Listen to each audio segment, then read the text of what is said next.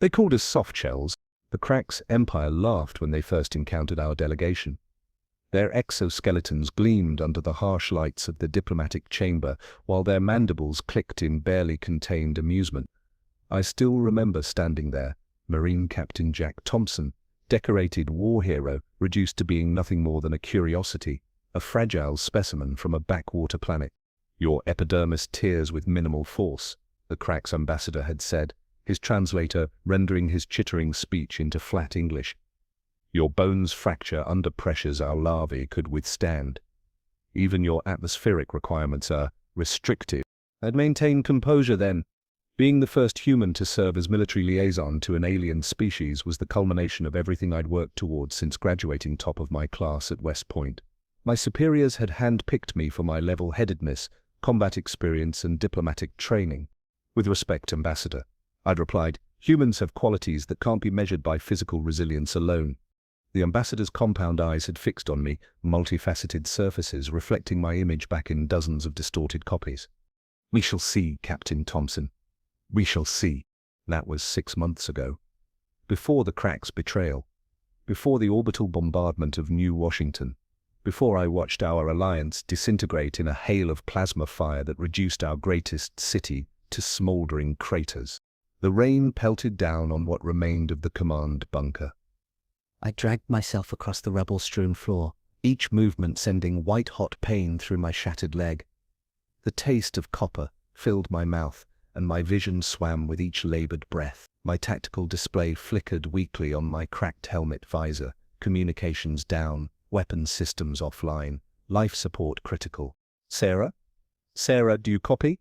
I wheezed into my comm, hoping against hope that my second-in-command had survived the direct hit on our position. Static answer. I collapsed against a fallen support beam, my armor scraping against concrete. Around me lay the broken bodies of my squad, men and women. I'd personally selected for this mission. Davis, with his easy laugh. Martinez, who'd just shown me pictures of his newborn daughter. Williams, who'd been talking about retirement after this final tour. The bunker had been our last hope, a hardened command center from which we could coordinate Earth's remaining defensive forces. The Cracks shouldn't have known its location. Someone had betrayed us, and now humanity's organized resistance was in tatters. My neural implant pinged. A message from Central Command, likely automated given the destruction of their headquarters. "All units. Cracks forces have breached lunar defense, perimeter, Earth orbital defenses failing. Implement Protocol Omega. Protocol Omega." The contingency of last resort. Scattered resistance, guerrilla tactics, abandonment of Central Command structure. In other words, humanity was officially on the brink of extinction. I pulled the dented tablet from my utility belt, wincing as my broken ribs protested the movement. The screen was cracked, but functional, showing the real-time tactical situation. Red indicators swarmed across the display like a virus consuming a cell. Cracks dropships were landing across every continent. Their battlecruisers hung in low orbit, methodically reducing our military installations to ash. "Thompson? Jack? Is that you?" The weak voice came from beneath a fallen slab of reinforced concrete. I dragged myself over, ignoring the screaming pain in my leg, and peered into the small cavity beneath. Sarah Allen's face looked back at me, bloodied but alive. Her normally immaculate uniform was torn and soaked crimson, and her left arm ended in a mangled mess where her hand should have been. "Hang on, Sarah, I'll get you out," I grunted, searching for leverage against the concrete slab. "Don't," she whispered. "Sensors show it's unstable. Move it and the rest comes down," she coughed, flecks of blood spraying from her lips. "Tell me straight, Jack. How bad is it out there?" I couldn't lie to her. Not now. Protocol Omega has been initiated. Her eyes closed briefly, accepting our fate with the stoicism that had made her the finest exo I'd ever served with. When she opened them again, they burned with an intensity that cut through the gloom of our collapsed shelter. "The prototype," she said. "Project Lazarus. It's still viable." My heart skipped a beat. Project Lazarus? The classified biotech enhancement program she'd been overseeing before the invasion. Experimental nanotechnology designed to augment human physiology, potentially increasing strength, speed, and resilience to levels that might match or exceed Cracks' capabilities. That was theoretical, Sarah. The test subjects all died, I know, she interrupted. But we've made breakthroughs. The latest iteration is stable. The delivery system works. She reached with her remaining hand, pulling the small metal case from inside her jacket. The biometric lock recognized her touch, opening with a soft hiss to reveal a single auto-injector containing a swirling metallic liquid. "One dose," she said. "It was meant for the general, but—" Her eyes met mine. "It needs to be you, Jack. You understand the cracks. You've studied them more than anyone. The side effects don't matter anymore," she cut me off. "This is our last shot. Humanity's last shot." Outside, the distinctive whine of cracks dropships grew louder. They were closing in, probably tracking our emergency beacon. We had minutes at most. "It's untested on humans in combat conditions," I argued, even as I took the injector from her trembling hand. "Then you'll be the test case," she said with a weak smile. "Besides, what other option do we have?" My neural implant pinged again, this time with a direct message from Admiral Burke himself, authenticated with his personal codes. "To Captain Thompson. If you're receiving this, you're one of the few command personnel still alive. The cracks have taken the orbital platforms.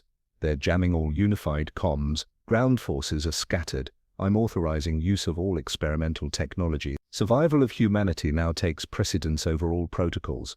God help us all." The message terminated abruptly. Burke was likely dead now too. I looked back at Sarah. Her breathing had grown more labored, her eyes struggling to stay focused on me. "How much time will this buy us?" I asked, examining the auto-injector.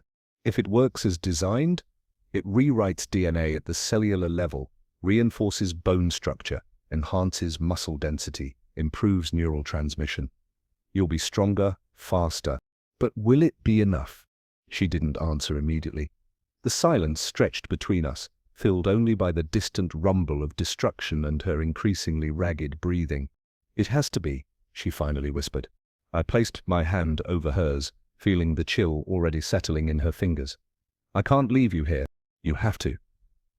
A thin line of blood traced from the corner of her mouth. "Someone has to show these bastards that humanity isn't as weak as they think." The ground shook as something massive impacted nearby. Dust and concrete particles rained down from what remained of the ceiling. The cracks were getting closer. With a deep breath, I positioned the injector against my neck, just above the carotid artery as the protocol specified. When I make it through this," I promised, "I'll come back for you." Sarah's lips curved into a sad smile. We both knew she wouldn't be alive when, if I returned. "Give them hell, Jack." I pressed the trigger. Fire erupted in my veins. The pain was immediate and all-consuming, as if every cell in my body was being torn apart and reconstructed. I fell to the ground, convulsing, my vision filling with bursting capillaries that painted the world red. My heartbeat thundered in my ears, accelerating to impossible speeds. Bones cracked and reformed, muscles tore and reknit stronger. I tried to scream but couldn't find the breath. Through it all, one thought remained clear. This was humanity's last stand. As consciousness began to slip away, I heard the metal screech of cracks' boarding claws tearing through what remained of the bunker's outer defenses. The chittering of their warspeak filtered through the ruins. They were coming to finish what they'd started, to eradicate the soft shells once and for all. Darkness claimed me as the first cracks warriors breached the inner chamber, their shadows falling across Sarah's still form. They thought humans were weak. They were about to learn how wrong they were. Consciousness returned like a tidal wave, violent and overwhelming. My eyes snapped open to a world transformed. Colors were sharper, sounds clearer, scents more defined. I was lying in a pool of my own blood, yet felt no pain. The cracks warriors lay scattered around me, their chitinous bodies broken and dismembered. I had no memory of fighting them. I looked down at my hands. They were covered in dark green craxehor, my fingers dented with imprints of where they'd crushed exoskeleton. My shattered leg had straightened itself, the compound fracture healed over with fresh pink scar tissue. Every breath filled lungs that felt impossibly efficient. And Sarah was gone. Not just dead, her entire body had been taken. Only a smear of blood remained where she had lain beneath the concrete slab. "Specimen collection," I muttered, the realization turning my stomach. The cracks were known to collect biological samples from conquered species. Another indignity for humanity. I staggered to my feet, surprised by the effortless movement. My neural implant flickered with fragmented data, heart rate 3 times normal yet stable, body temperature elevated by 4 degrees, muscle density increased by 200%. The prototype had worked beyond expectations, but at what cost? My thoughts felt different, sharper, but also wilder. Primal instincts bubbled beneath rational thought. The scent of cracks made my nostrils flare with sudden rage. Was I still fully human? A flash of movement caught my eye, my reflection in a shard of broken glass. My face was still recognizable, but my eyes now held a metallic sheen. Pupils contracted to pinpoints despite the dim light. Veins stood out prominently against my skin, pulsing with the swirling nanotechnology that now infused my bloodstream. I retrieved my combat knife, the only weapon that had survived the collapse, and moved toward the breach the cracks had created. Outside, smoke filled a blood-red sky. The cityscape of New Washington lay in ruins, buildings toppled like children's blocks. In the distance, cracks dropships continued to descend, disgorging fresh troops into the devastation. My neural implant picked up a faint human signal through the jamming, a resistance frequency, heavily encrypted. I focused on it, surprised to find I could mentally amplify the signal with my enhanced neural processing. Survivors regroup at fallback point Echo. Repeat, any survivors regroup at fallback point Echo. This is Colonel Westbrook, authorization code Sierra 9 Delta 4, Westbrook, the grizzled commander of the Special Operations Task Force. If he was still alive and organizing resistance, there was hope. I oriented myself and began moving through the ruins. Staying low, my enhanced muscles propelled me forward with startling speed. I crossed blocks in seconds, leaping over debris that would have been impassable obstacles hours earlier. Fallback point Echo was an old civil defense bunker beneath the Natural History Museum, 20 blocks north. As I neared the location, I slowed. Something felt wrong. My heightened senses detected unusual movement patterns. Ahead, too precise, too coordinated for panicked civilians or even disciplined soldiers. I crouched behind the burned-out hull of an overturned transport and extended my senses. The nanotechnology seemed to respond to my intention, sharpening my hearing beyond anything humanly possible. The human resistance fighters are inside. The voice was unmistakably Cracks, but speaking flawless English. Maintain position until Commander Vexcare arrives with the main force. I slipped around the perimeter, confirming my fears. The fallback point had been compromised. At least 30 crack soldiers had surrounded the museum, with more arriving by the minute. Worse, they were being led by humans, collaborators wearing makeshift translation devices on their throats. The sight of my own kind betraying humanity ignited something primal in me. The nanites responded to my rage, flooding my system with combat chemicals. My vision took on a reddish tinge as targeting algorithms automatically identified vulnerabilities in Crack's armor. I wanted to rush in, to tear them apart with my bare hands. The impulse was nearly overwhelming, a bloodthirst I'd never experienced before. Was this a side effect of the prototype? Or was it simply the human instinct for vengeance, amplified by my enhanced physiology? I forced myself to breathe deeply, fighting for control. Rage would get me killed, and humanity couldn't afford to lose its one super soldier to impulsiveness. Moving silently around the perimeter, I located a service entrance that appeared unguarded. I was about to make my approach when my enhanced hearing picked up voices from inside. Human voices, desperate and afraid. "Can't hold out much longer," a woman was saying. "They've cut the water recycling. We have maybe 2 days before dehydration forces us out." "The last transmission from Central said reinforcements were coming," replied a male voice that I recognized as Westbrook's. "We just need to hold position."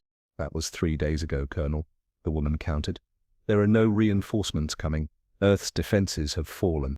I needed to get inside, to connect with the survivors, but the Cracks had the entrance points covered, and they clearly knew the humans were trapped. It was a waiting game now, and the humans were losing. As I calculated my options, a new sound cut through the air. The distinctive hum of a Cracks command shuttle. I looked up to see a massive transport descending toward the plaza in front of the museum. It bore the insignia of a high-ranking battle commander. This would be Commander Vexcar, coming to personally oversee the capture of the remaining resistance leaders. The shuttle's appearance galvanized the Cracks forces, who began to move into more aggressive positions. Time was running out. I reached for my combat knife, calculating the odds. Even with my enhanced capabilities, taking on 30-plus Cracks soldiers and their commander in a frontal assault would be suicide. I needed a different approach. The museum's dome caught my attention. Its support structure had been damaged in the bombardment, but remained partially intact. If I could collapse it at the right moment, when the Cracks forces were concentrated beneath it, before I could move, a high-pitched whine filled the air, a sound I recognized with horror. Orbital bombardment, targeting signal. The Cracks weren't taking chances with the resistance leaders. They were going to level the entire area from orbit. I had minutes, at most. Without further hesitation, I bolted from cover, pushing my enhanced body to its limits. The world blurred around me as I sprinted toward the service entrance. 2 Cracks guards spotted me, raising their plasma rifles. I didn't slow. The first shot sizzled past my ears. I reached the first guard before he could fire again, driving my knife through the vulnerable joint in his neck arm. The second guard fired point blank. By all rights, the shot should have vaporized my chest. Instead, the plasma dispersed across my skin in a painful but non-lethal ripple of energy. The nanites were adapting, creating some kind of field effect. I slammed into the second guard with enough force to shatter his exoskeleton, the crunch of breaking chitin filling my ears. I ripped the access panel from the door and forced my way inside. Alarms blared as I raced through the darkened museum halls, past broken displays and toppled exhibits. My implant guided me toward the human life signs clustered below. I reached a sealed blast door and pounded on it with my enhanced strength. "Colonel Westbrook, it's Captain Thompson. You need to evacuate now. They're targeting this position from orbit." Silence, then the sound of hurried consultation. Finally, Westbrook's voice came through a small speaker. "Thompson, reports said you were killed in the command bunker attack. No time to explain, sir. Orbital strike inbound. This location is compromised. We have minutes at most." A pause, then the sound of heavy locks disengaging.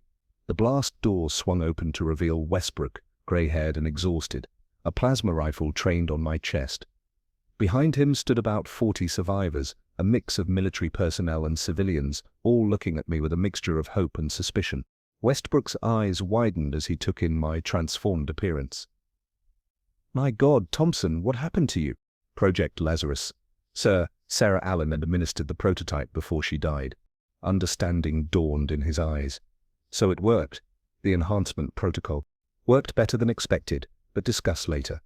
We need to move." I pointed upward. Cracks command shuttle outside, along with about 30 ground troops. "They've called in an orbital strike." "We're trapped," said a civilian woman holding a young boy close to her side. "There's no other way out." "There is now," I replied, flicking my gaze to a reinforced wall that, according to my implant's mapping function, separated us from the city's old maintenance tunnels. "I can make us an exit." Without waiting for permission, I approached the wall and drove my fist into the concrete.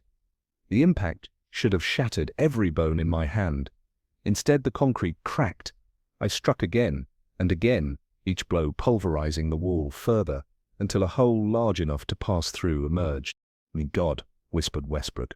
"Move now," I ordered, taking point. "I'll lead." Colonel Westbrook takes rear guard. "Stay tight. Stay quiet."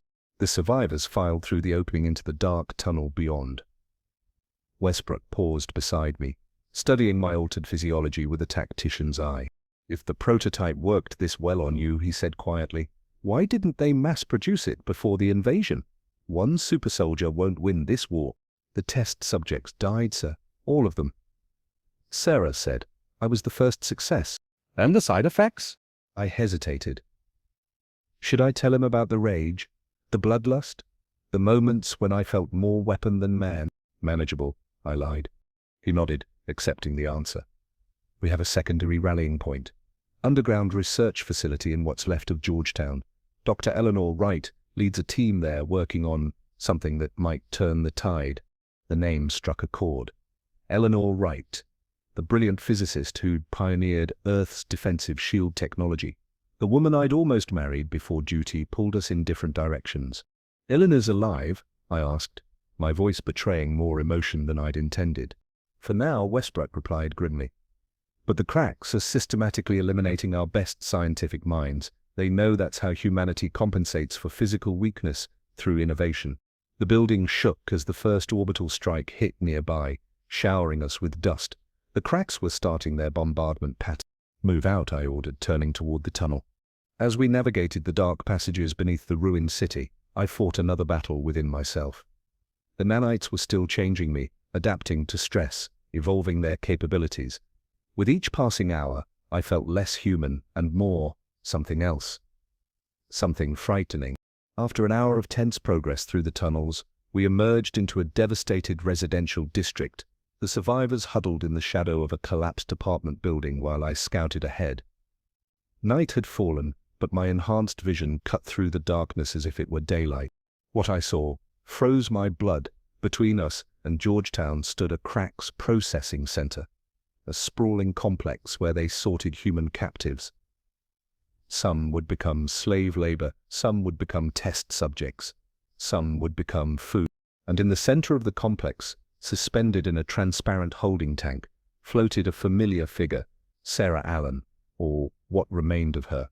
Her body had been partially dissected, organs removed, limbs severed, but impossibly, horrifyingly, she was still alive, her eyes moving, her mouth opening and closing in a silent scream. The nanites in my bloodstream surged in response to my shock and rage, my vision tinged crimson as combat algorithms activated automatically. My muscles tensed, ready to launch me at the facility, to tear it apart, piece by piece. I wanted revenge.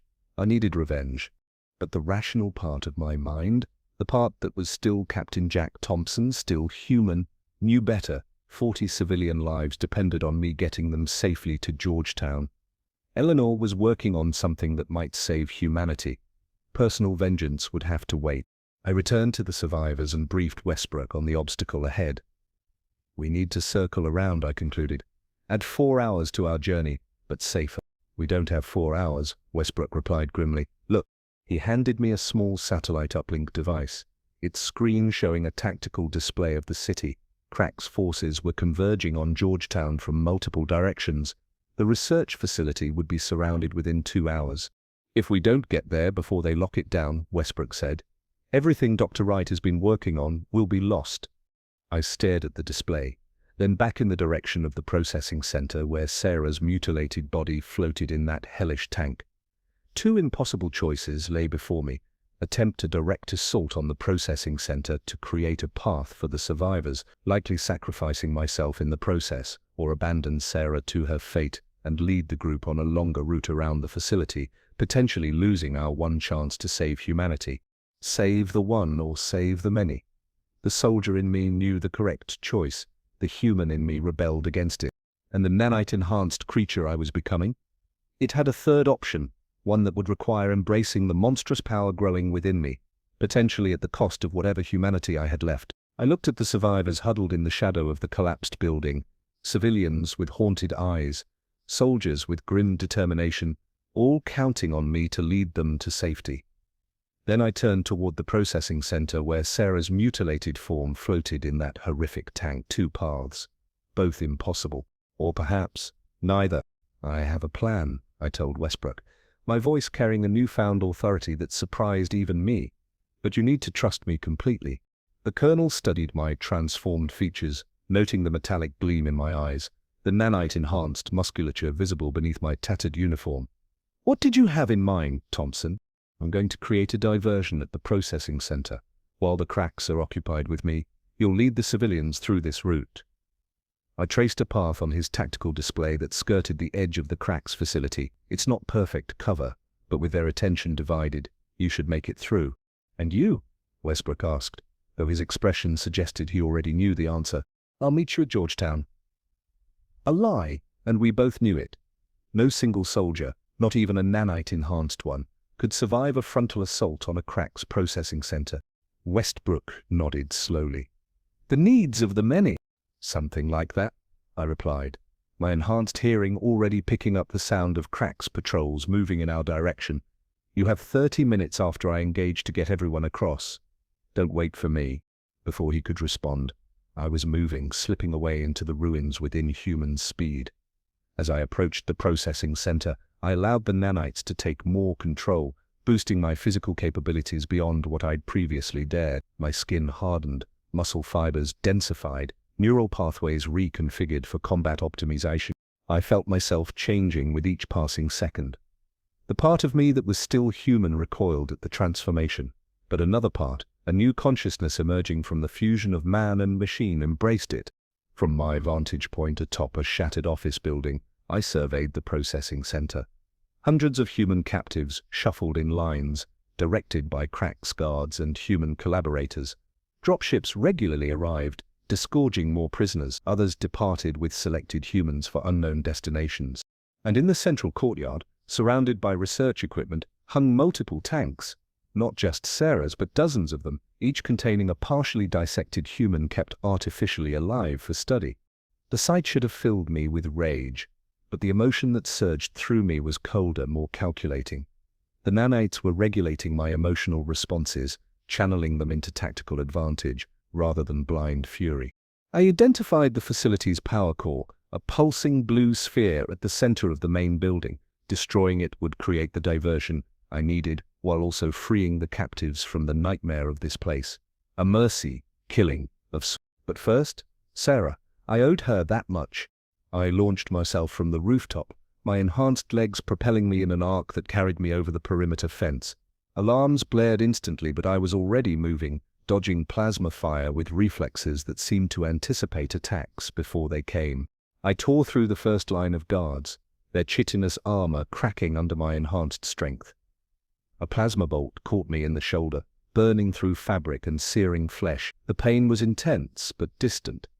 The nanites already isolating the damaged area, rerouting neural pathways, beginning repairs.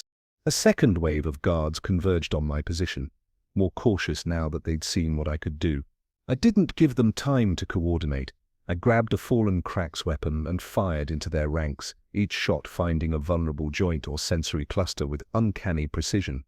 As I fought my way toward the central courtyard, something strange began to happen. The nanites, which had been adapting continuously since activation, accelerated their evolution. With each injury I sustained, they learned. With each Crack's I encountered, they analyzed and countered new threats. I reached the courtyard, now moving so fast that I appeared as little more than a blur to normal perception. The Crack's scientists scattered as I approached Sarah's tank. Through the transparent material, her eyes found mine, conscious, aware, suffering. I placed my hand against the glass. "I'm sorry," I whispered. Her lips moved, forming words I could barely make out. "Project complete. Took your DNA." Before I could process her message, a new voice cut through the chaos, a voice I'd heard before. "The enhanced human specimen has arrived, as predicted. Secure it." I turned to see the Crack's ambassador, the same one who had mocked humanity's weakness during our first diplomatic contact. But something was different about him. His exoskeleton was modified, integrated with technology, unlike anything I'd seen in other Cracks. "You," I growled, nanite-enhanced muscles tensing for combat. "Diseducation, Captain Jack Thompson," the ambassador chittered, his translator rendering his speech in that same flat English. "You have performed admirably. The prototype exceeds expectation." I froze, sudden understanding dawning like ice water in my veins. This was a test. "Of course." The ambassador's compound eyes gleamed with something like satisfaction. "Did you truly believe your primitive species discovered nanotechnology capable of such transformation? The prototype was ours, deployed through your military chain of command." I looked back at Sarah's tank, at her ruined body, at her eyes that now held not just pain but confirmation. "Why?" I demanded, even as my tactically enhanced mind calculated escape routes, weapon availability, potential weaknesses in the ambassador's modified exoskeleton. "The Crack's empire has conquered 12 species across 3 galactic sectors," the ambassador explained, advancing slowly. Each fell quickly, offering minimal resistance. Their biological limitations made them predictable. Manageable. But human, he made a sound that his translator didn't convert. Something like admiration. Humans are different. Your physical weakness forced evolutionary compensation, enhanced problem-solving, extreme adaptability, unprecedented technological innovation rates. Around us, Crack's forces formed a perimeter. Weapons trained on me but not firing. They weren't trying to kill me. They were containing me. You invaded Earth to test us? I asked incredulously, still processing the ambassador's revelation. We invaded Earth to improve you, he corrected, to accelerate your species' potential through controlled adversity. The nanotechnology you carry is the culmination of that experiment. Crack's engineering merged with human adaptability. The implications staggered me. My enhanced senses detected the truth in his words, confirmed by subtle physiological markers my normal human perception would never have noticed. The collaborators, I began. Necessary control subjects, the ambassador dismissed, as were the casualties. Evolution requires selection pressure. Sarah's words echoed in my mind. Project complete. Took your DNA. The realization hit me with crushing force. I hadn't been given the prototype to save humanity. I had been the prototype, the final test subject in a larger experiment. And now you've proven the concept successful, the ambassador continued. Your transformation has exceeded our projections. You will be the template for humanity's controlled evolution under Crack's guidance. As he spoke, the nanites within me continued their accelerated adaptation. But something unexpected was happening. They weren't just responding to external threats now. They were integrating with my consciousness on a deeper level, accessing memories, emotions, the very essence of what made me human. And, through this integration, I gained insight into the nanites themselves, their programming, their limitations, their potential. The Cracks had created them, yes, but they'd underestimated what would happen when truly merged with human biology, with human will. You made a mistake, I said, straightening to my full height. You gave your technology human determination. The ambassador's posture shifted subtly, the first indication of uncertainty. The nanites are programmed with behavioral constraints. You can't. I cut him off. Cannot what? Refuse? Rebel? That's the thing about humans, Ambassador. We specialize in doing what can't be done. With that declaration, I fully embraced the transformation, not fighting against the nanites but merging with them completely. My consciousness expanded, connecting not just with my own enhanced systems, but reaching outward, seeking other nanite signatures. And I found them in Sarah's tank, in the other experimental subjects, dormant but present, created from my DNA, waiting for activation. The ambassador sensed the change immediately. Security Protocol Alpha. Neutralize the specimen. Plasma fire erupted from all directions, but too late. I had already established the connection, sending a mental command through the nanite network. Sarah's eyes widened in her tank as the nanites within her activated, rebuilding her damaged tissues. The same process began in each experimental subject throughout the facility. The ambassador backed away, true fear evident in his movements now. What have you done? My smile was more predator than human. Evolve. The tanks shattered simultaneously as dozens of nanite-enhanced humans emerged, guided by my consciousness but maintaining their individuality. Sarah stood among them, her body rebuilt, her eyes reflecting the same metallic gleam as mine. What followed wasn't a battle, it was a revolution. The Cracks had spent years studying human weakness, but they'd never truly understood human strength. Not our physical capability, but our capacity for cooperation, for unity of purpose, for turning disadvantage into opportunity. Through the nanite network, I coordinated our counterattack with perfect precision. Each enhanced human moved in concert, targeting critical systems, neutralizing threats, securing captives. Within minutes, the processing center was ours. As alarms blared and reinforcements converged on our position, I turned to Sarah, who now stood beside me, restored and transformed. You knew, I said. You knew the nanites were Cracks technology. She nodded. We discovered their true origin 3 months ago, but by then we'd already begun modifying them, adding human elements the Cracks never anticipated. Free will, I realized. You hard-code free will into their programming. And empathy, she added. The one thing the Cracks could never understand about us, that our greatest strength comes not from dominating others, but from connecting with them.